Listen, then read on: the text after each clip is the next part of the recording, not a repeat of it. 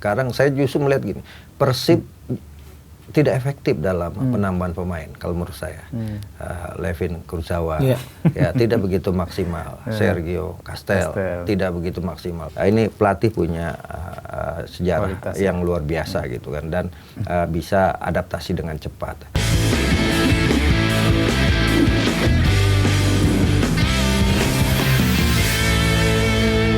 Oke Zoners, kembali lagi di podcast Lokrum. Hari ini gue ada kedatangan, atau Lokrum udah kedatangan dua pandit yang sudah terkenal luas nih di kalangan pecinta sepak bola tanah air.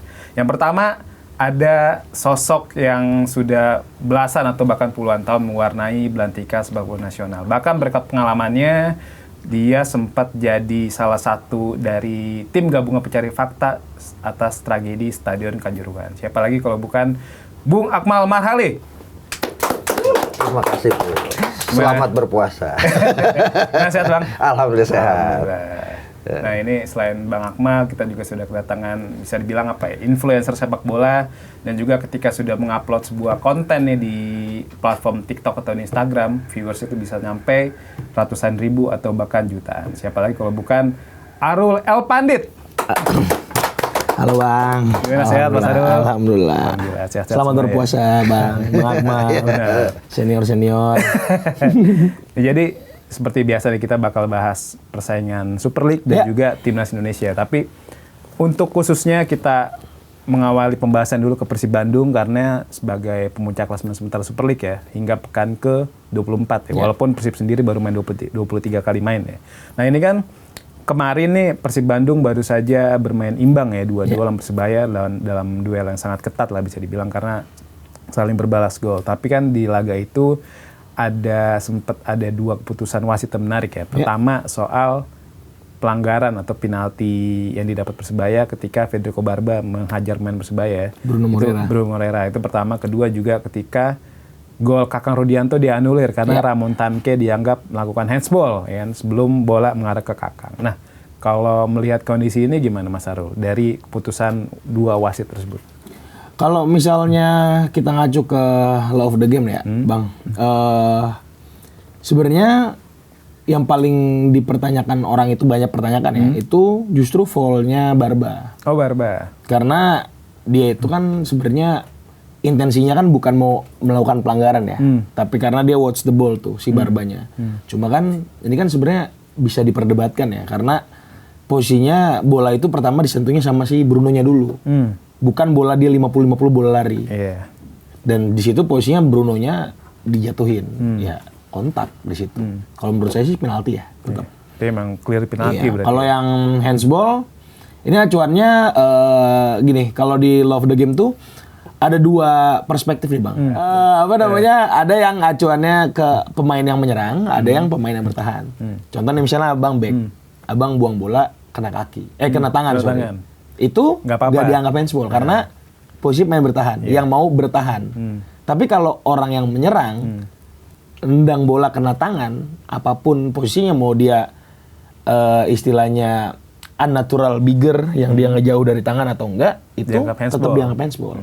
Karena dia IFAB itu pengen tidak mau ada gol-gol yang siluman. Kayak gol hantu, gol tangan, kayak gitu, itu nggak mau. Acuannya kayak gitu. Makanya dianggapnya tetap handsball. Walaupun dia nggak mungkin kan pas dia salto tangannya begini. Namanya refleks kan. Iya, pasti tangan nggak bisa dikontrol itu. Betul. Makanya tetap FIFA, IFAB kalau bisa wasit itu jangan se-textbook itu sebenarnya. Tetap harus ada perspektif yang, nih acuannya gini deh Bang, kayak kemarin gua kan Juve nih.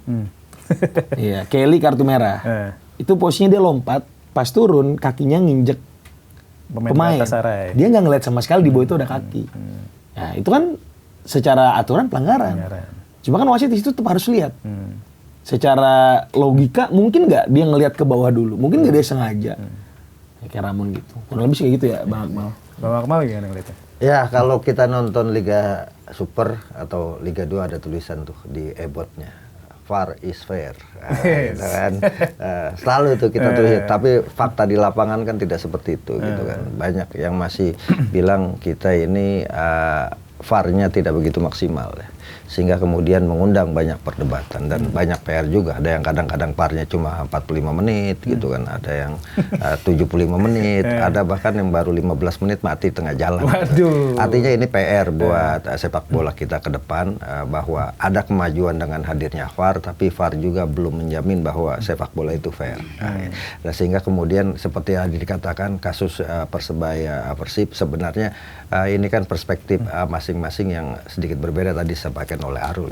Jadi wajar saja kalau kemudian memunculkan perdebatan, apalagi kadang-kadang di kita ini wasit di satu pertandingan putusannya kadang-kadang bisa beda di pertandingan lain. Padahal keadaannya sama ya, Bang? Padahal situasi dan keadaan sama, sehingga kemudian memunculkan perdebatan publik sepak bola kita.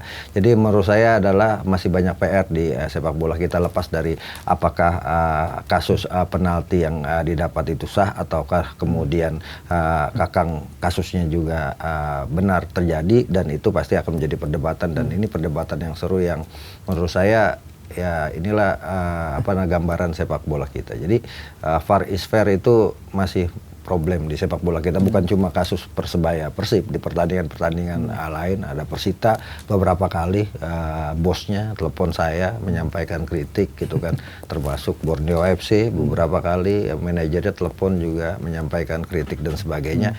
Ya memang keadilan itu tidak ada yang tegak lurus ya, kadang-kadang ada ada sudut pandang yang berbeda setiap orang. Tapi menurut saya hasil 2-2 antara Persebaya melawan Persib sudah hasil yang fair dengan berbagai kontroversi yang tadi disebutkan gitu. Supporter Persebaya juga menerima sebagai sebuah hasil yang objektif ya, maksimal, karena kalau dari sisi materi pemain Persebaya jomplang dibanding Persib. Nah, sekarang tinggal apakah Persib semakin deg-degan dengan hasil imbang 2-2 melawan Persebaya, karena sebelumnya Persib ini luar biasa, 7 pertandingan terakhir mereka menang dengan clean sheet. Ya kan, sampai kemudian ditahan imbang Persebaya 2-2. Dan di sisi lagi rivalnya, ini kan pertarungan musim ini cuma ada pertarungan biru lawan orange. Karena yang dua orange juga kan, Persija orange, Borneo orange. Untungnya ya Persija juga ditahan Borneo FC, tapi ada satu sisi Persib punya keuntungan satu pertandingan lebih banyak dan sudah tidak main di Liga Champions Asia. Jadi sekarang Persib ya fokus ya hat-trick juara, karena kalau dia bisa hat-trick juara, rival mereka Persija Jakarta kemarin kan Bung Diki cuma bilang biasa itu menang 2 kali gitu kan, back to back. Tapi kalau 3 kali pasti luar biasa. Nah ini kan dalam 3 pertandingan terakhir ya Bang Akmal, Mas Arul, lini depan Persib udah mulai gacor lah ya. Apalagi Andrew Jung tuh selalu golin kan lawan Ratchaburi, Madura, dan juga lawan Persebaya. Selain itu Ramon Tanke juga setelah beberapa bulan setelah Desember nggak golin, akhirnya kembali golin tuh. Ketika melawan Madura ya, golin 2 ya, Madura. Terus juga William Barus juga kembali golin juga setelah dari bulan November kalau nggak salah nggak sempat golin. Nah ini apakah bukti kalau lini depan Persib Bandung tuh udah mulai gacor atau gimana Mas Arul? Sebenarnya kalau misalnya gue ngelihat Persib main di liga ini ya, di Liga Indonesia nih dibandingin sama di ACL, Persib tuh gigi 2 aja di liga udah serem menurut gue. Itu tuh dia main tanpa gelandang bertahan murni aja di liga bisa menang, itu bisa menang. Jadi tapi kalau misalnya dibilang apakah si Jung sama si Ramon ini bisa bisa gacor atau apa? Iya, bisa gacor. Pasti bisa jawabannya. Karena tergantung suppliernya ya. Cuma kan emang problemnya 2 orang ini tuh dia nggak seganas David Da Silva sebenarnya. Dibanding DDS masih lebih lebih klinis ya bahasa Bang Akmal. 20-an gol semusim. Iya, dia seperempat bola tuh bisa jadi gol. Itu striker yang bagus tuh kayak gitu. Dibandingin lu 2-3 peluang nggak jadi gol. Itu kan jadi problem ya di Persib. Dan kayaknya kalau cara main Bojan yang counter attack ini sebenarnya Persib tuh lebih butuh striker yang lari kalau menurut gua dibanding striker yang target man. Masalahnya kan yang tersedia dua-duanya tipikal striker target man. Jung sama Ramon Tanke. Masih beli kayak pemain kayak Ole itu. Cocok. Katanya kabarnya memang sempat dideketin, tapi nggak jadi kayaknya. Nggak jadi. Maksudnya dia bisa transfer kemarin di Januari. Cuman ada kabar juga katanya Ole masih nolak dan fokus di Eropa dulu kan, tepatnya di Oxford United. Kalau Bang Amal gimana katanya? Ya kalau dibanding 2 musim sebelumnya gitu kan, ketika masih ada David da Silva kelihatan bedanya gitu. David da Silva justru unggul dengan sisi hitungannya adalah produktivitas golnya.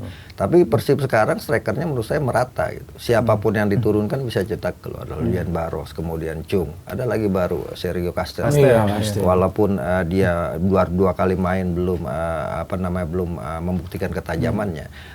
Tapi Persib ini menurut saya tidak dulu kan ketergantungan kepada Ciro Alves dan David da Silva dalam mencetak gol. Sekarang praktis dibagi rata gitu kan. Hampir ke seluruh pemain, ada Roman Tangku juga, ada kemudian Jung, ada William Barros, kemudian di sisi di sisi saya pada Sadil ada Beckham, kemudian ada Borginho. Ya, bahkan belakang mereka juga bisa cetak gol, Putros, kemudian Berba. Artinya mereka lebih merata dalam hal distribusi pembagian golnya. Hampir semua pemain punya peran dan penting untuk mencetak gol. Beda dengan ketika zamannya Ciro dengan David da Silva. Terpusat ke mereka. Gol terpusat kepada David da Silva. Bergantung ke sana. Jadi sebenarnya Persib dengan, walaupun kalau secara produktivitas saya belum melihat striker Persib itu striker yang benar-benar gacor gitu kan. Kita lihat Julian Barros baru 8 gol. Jung baru juga 8 gol juga. Itu pun termasuk yang di Liga Champions. Total 13. Iya, 13 gol. Kemudian kalau kita lihat Tangke baru sekitar 6 gol gitu kan. Artinya mereka bagi rata semua dengan jam menit bermainnya juga yang kemudian terbagi. Karena kan sekarang kan dengan kebijakan 11 pemain asing, artinya ada 2 pemain yang tidak masuk line up yang harus menunggu kesempatan, dan itu kadang terjadi. Sekarang saya justru melihat gini, Persib tidak efektif dalam penambahan pemain kalau menurut saya. Levin Kurzawa ya tidak begitu maksimal. Sergio Castel tidak begitu maksimal. Bahkan menurut saya dengan pemain yang dilepas saja perannya sepertinya hampir sama, tidak memberikan perubahan. Walaupun Levin Kurzawa itu adalah pemain yang punya nama besar ya, pernah main di PSG, istilah jago dulu ya kan. Tapi kalau menurut saya dibanding misalnya di situ ada dulu ada Rezaldi yang dipinjamkan, kemudian juga Mas Jalnado yang juga dipinjamkan. Ya tidak beda jauh akhirnya gitu kan. Mainnya juga belum kelihatan permainan positifnya, termasuk juga pengambilan Sergio Castel juga menurut saya belum efektif untuk kemudian menambah daya gedor Persib. Kalau kemewahan ya luar biasa mewah Persib gitu kan. Cuma sekarang kan yang menjadi keuntungan yang saya melihat ada Persib punya pemain kunci yang yang akan menjadi penentu mereka. Di belakang tadi disebut sama Arur ada Berba, kemudian di tengah saya pikir Tom Hay menjadi salah satu kunci bersama dengan Raiders ya, yang bisa bermain di belakang, di tengah, di gelandang sayap, kemudian di depan ada Julian Barros. Artinya 3 sosok penting ini yang kemudian memberikan pengaruh besar terhadap penampilan Persib. Tapi yang menurut saya harus berikan apresiasi ya justru pelatih Persib ya, Bojan Hodak, di mana di awal musim hampir 95% skuad Persib dirombak. Nah, sempat terseok-seok di awal musim. Sampai kemudian mereka bisa cepat beradaptasi, punya chemistry yang bagus tim ini. Jadi menurut saya bahkan Bojan Hodak ini hanya butuh 12 poin lagi untuk melewati rekor pelatih dengan poin terbanyak Persib yang dimiliki Persib saat ini. Nomor 1 kan saat ini adalah Indra Thohir dengan 200 poin. Sekarang sudah 188 poin yang 189 poin yang dimiliki oleh Bojan Hodak, sudah lewati Robert Rene Albert, Jaya Hartono, dan juga Jajang Nurjaman gitu. Artinya hanya butuh 4 pertandingan untuk menang lagi, lewati rekor dengan 201 poin. Dengan kondisi seperti ini saat ini, saya pikir Persib punya potensi untuk bisa melakukan itu. Dan Bojan adalah pelatih pertama yang asing 2 kali back to back, walaupun Indra Thohir dulu pernah back to back juga dengan era berbeda perserikatan dengan liga gitu. Artinya ini pelatih punya sejarah kualitas yang luar biasa gitu kan, dan bisa adaptasi dengan cepat. Dan kebetulan juga kalau saya melihat kemarin ya, untungnya Persebaya juga cepat melakukan pergantian pelatih dan dapat pelatih yang pas sebenarnya. Cuma materi pemainnya aja yang pas.